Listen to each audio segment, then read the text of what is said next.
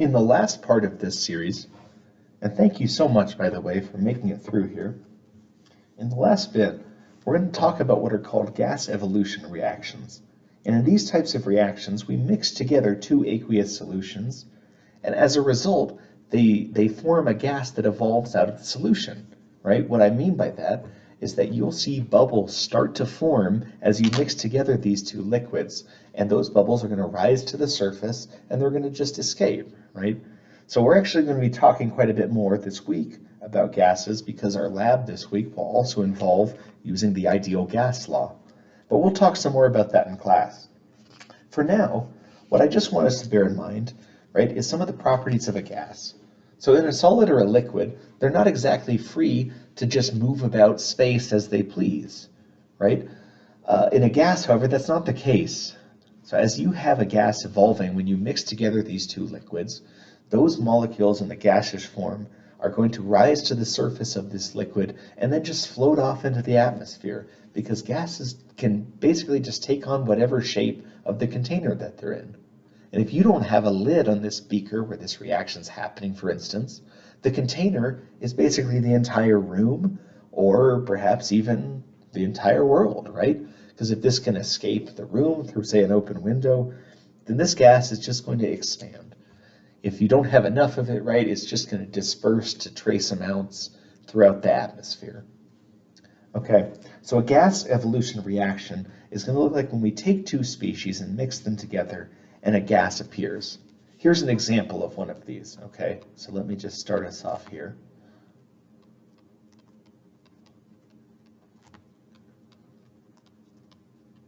Okay, here is an example of one of this type of reaction.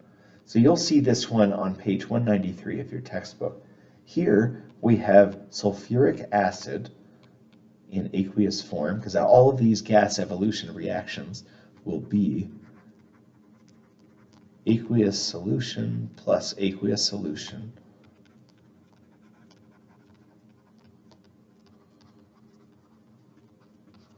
And let me do that.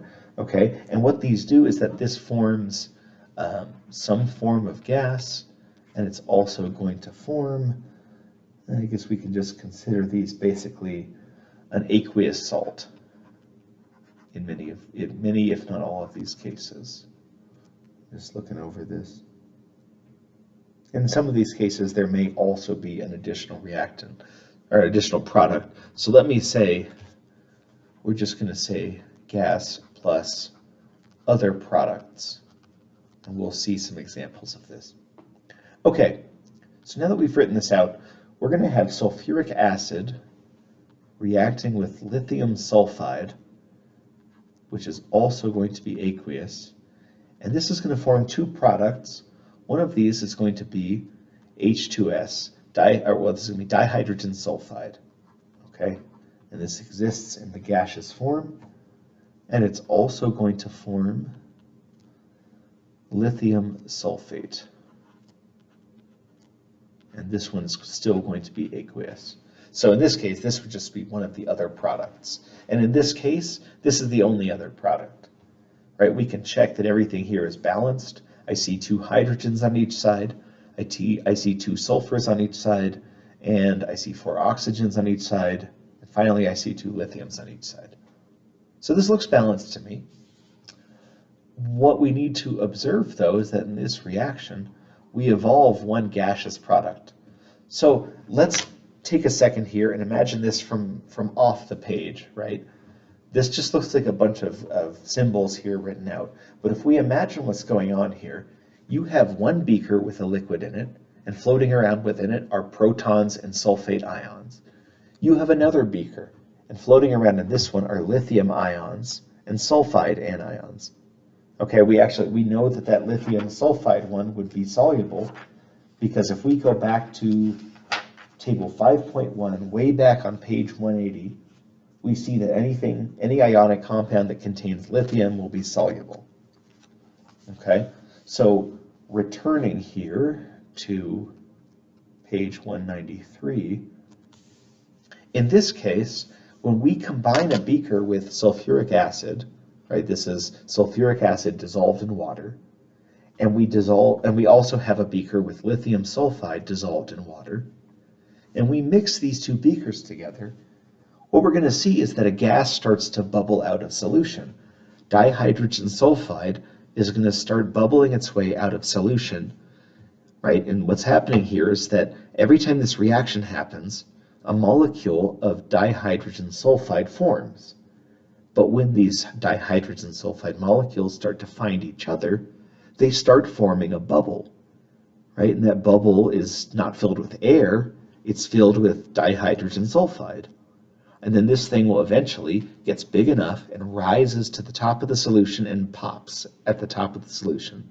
When it pops, what's really happening is that dihydrogen sulfide enters the atmosphere, or enters the air above it, right? Which may not be the atmosphere. But it enters the air that was above this beaker, and it essentially leaves solution. That dihydrogen sulfide is not likely to re-enter solution. Some of them might, sure, but on average, most of them, when they get to the surface, they're just going to drift away. And if one of them does re-enter solution, well, when that one finds its way back to the surface, it has only a small chance of re-entering solution again. So eventually, all of this dihydrogen sulfide starts to just leave, and float away. The lithium sulfate is left behind, so we still have an aqueous solution of lithium sulfate filled with lithium cations and sulfate anions floating around. But that dihydrogen sulfide, it's gone. So that's the basic idea of one of these gas evolution reactions. Let's look at one that's just a little bit more complicated here. Okay, so that'll be our example 1. How about example 2? This is just from right below this one, so still on page 193. In this case, we are going to be looking at hydrochloric acid in its aqueous form reacting with sodium. I think that one's bicarbonate. Let me just make sure. I'm going back to way back to page 104. And HCO3 minus is the bicarbonate ion. Okay? So this molecule here, NaHCO3, we're going to label that in a second.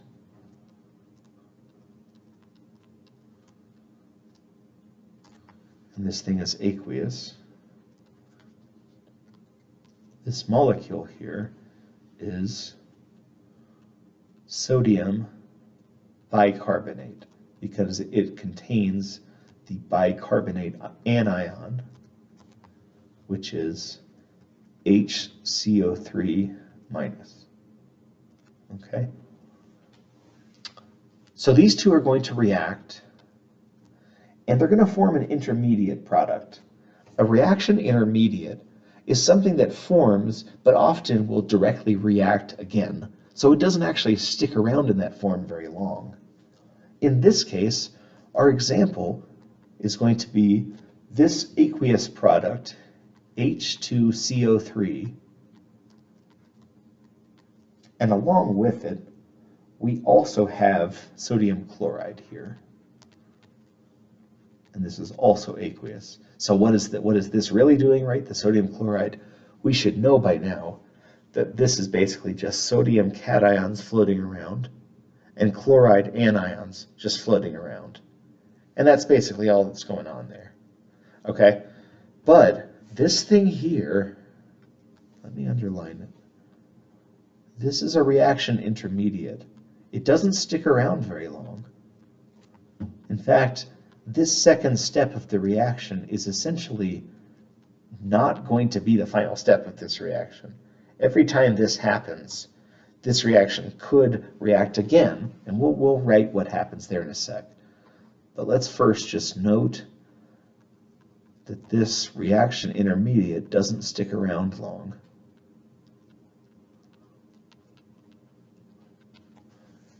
And why? Because this reaction proceeds even further.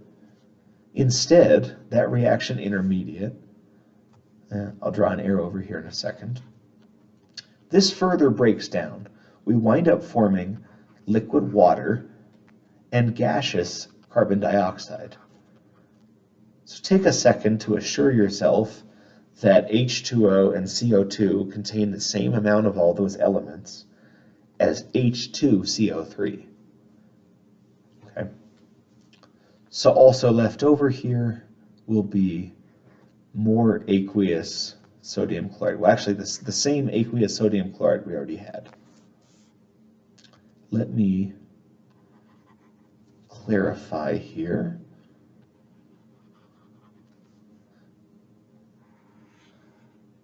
That those are the same thing, or in other words, that H2CO3 turned into these two molecules. So now let's look at what's happening here. And in fact, let's rewrite this, just the first part of it and the last part. So we've got aqueous hydrochloric acid being mixed with aqueous sodium bicarbonate,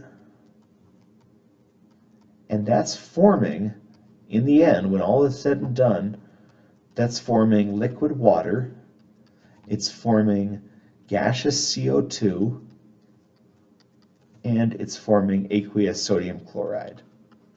All right, again, let's try and think of this off the page. Let's try and get a feel for what's going on here. You have one beaker with hydrochloric acid, and you have another beaker with sodium bicarbonate. And when you pour these two together and let it mix for a little bit, eventually you start to see some bubbles forming, right? What will be left over when those bubbles, well, okay, let me continue with what I was saying. You see some bubbles forming. What are those bubbles?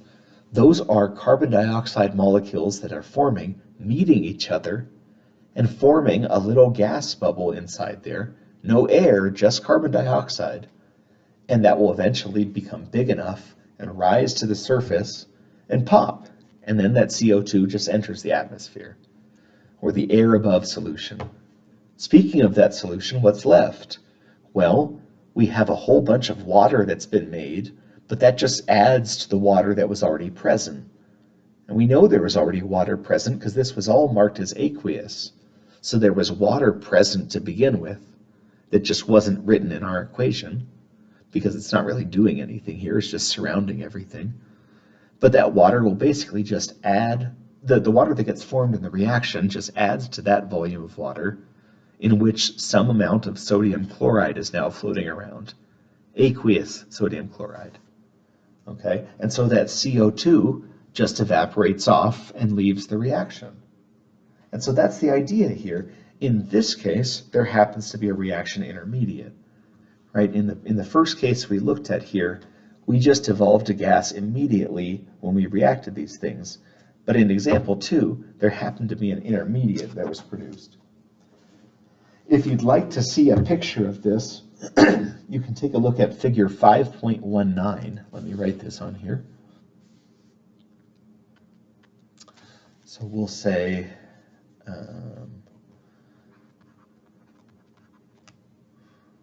we're going to have you check out figure 5.19 on page 194 if you want to see a visual representation of this. In that case, they're showing you a reaction between, actually the one that we just wrote out, they're showing you the reaction between hydrochloric acid and sodium bicarbonate. And when that happens, they show you how you evolve off bubbles of carbon dioxide. Okay? So, to have you practice working with gas evolution reactions, here will be the question 4 for your take-home quiz. Okay, let's go back to where we have all of this written out. I'm going to have you review table 5.3. Okay, we'll write this one on the other page. Here I just want to write your question. I'm going to have you review table 5.3 on page 193. That will tell you about the different kinds of intermediate products and gas evolution reactions that you need to know a little bit about. Then, what I would like you to do is write a balanced gas evolution reaction. So let me go ahead and say,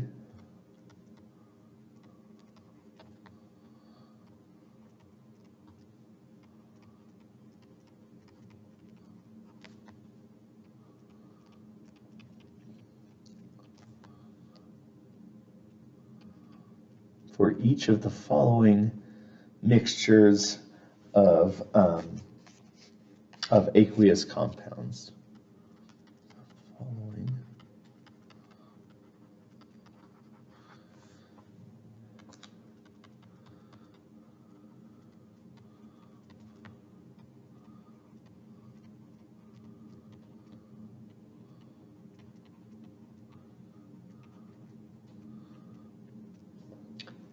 The first one, I'm just going to have you do 2 of these.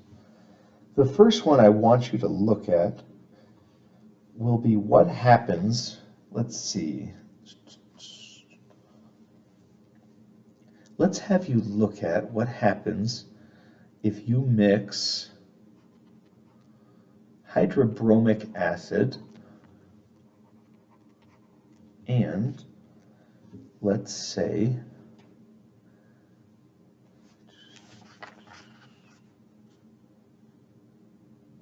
calcium sulfide is what we will say. Yeah, I think that will work out. All right, so that will be your first one. And the second one I'd like you to look at will be ammonium fluoride and so this one will be lithium hydroxide. And I think that should work out for us. So what I am looking for in this case is go ahead and take each of these compounds, consult table 5.3, and first determine what kind of gas evolution reaction are we talking about. In other words, if you mix these 2 compounds, what gas do we expect would evolve from this? The second question I want you to think about, or that I want you to answer for this one, is to write out that gas evolution reaction, bearing in mind that there may be a reaction intermediate to take into consideration. Once you've written out the equation, I want you to take the initial 2 reactants that I'm giving you and the final set of products. So look at table 5.3 for comparisons here. I want you to write out that final set of products and to make sure that the whole equation is balanced. Your coefficients may differ from what are present in the examples in table 5.3, so I want you to be careful as you work through that. Okay, and I will put on here, see table 5.3 on page 193 for reference and examples.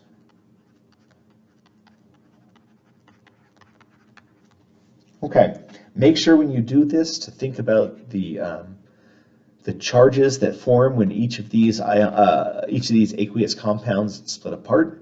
So for instance, HBr, I'll just go ahead and remind you, this should be a +1 and a -1. CAS, this should be a +2 and a -2. So I want you to go through and be very careful as you balance these reactions and think about that. Let's see. For each one, make sure to, let's see. Well, I mean, ideally, your work on this will show both the gas that evolves and the intermediate if one is present. I want you to go through though and perhaps mark those for me so that if you don't arrive at the correct equation at the end, that you at least have the gas and the reaction intermediate marked on here if there is one, if there is an intermediate. Okay, I will take this question and copy it over to our other page, and I think that does it for us. So I'm going to go ahead and wrap this up. Thank you to everybody for checking these out. Please let me know if you have questions on any of these. This will really help us get back on track. So I appreciate everyone's understanding in checking these out outside of class. All right, thank you so much, and that's it.